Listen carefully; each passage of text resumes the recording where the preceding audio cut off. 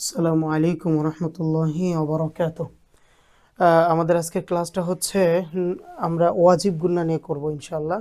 আমাদের আল কোরআন লার্নিং অনলাইনে যে বাচ্চাগুলো আছো সবাই খেয়াল করবে ইনশাআল্লাহ।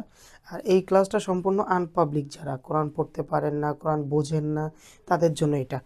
আমাদের কোরআনে হচ্ছে তিনটে বিষয়ের উপর আমরা গুরুত্ব দিই। এক হচ্ছে মাদ, আর এক হচ্ছে মাখরাজ, তাসবিদ, সিফাত, এগুলো তো সব থাকবেই, কিন্তু আমরা যেটা বুঝি না সেটা হচ্ছে কোরআনের কোথায় কোথায় গুন্না কিভাবে হয়, কোথায় কোথায় টান হয়, কত আলিফ টান হয়, হ্যাঁ, লাহানটা।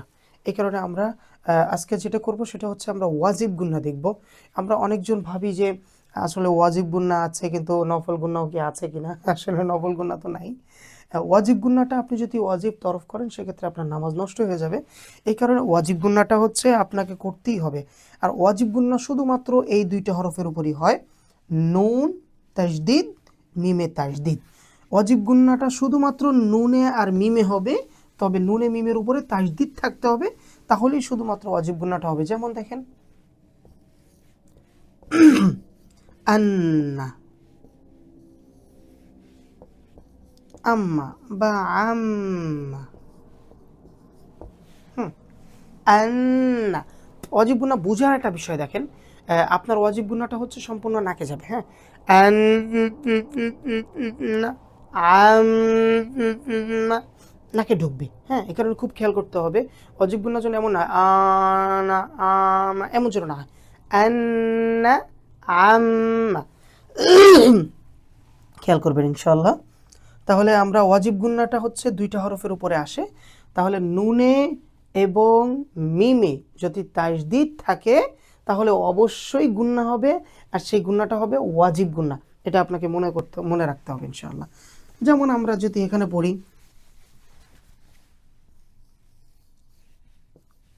আম্মা ইয়াতা সা, ইয়াতা সা, আম্মা ইয়াতাসা, আম্মা ইয়াতাসালুন।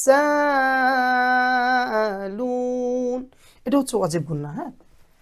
তো ওয়াজিব গুন্নাটা একেবারে একই ইয়াতে বুঝাই দিলাম আপনাদেরকে, যে সব খেয়াল করবেন।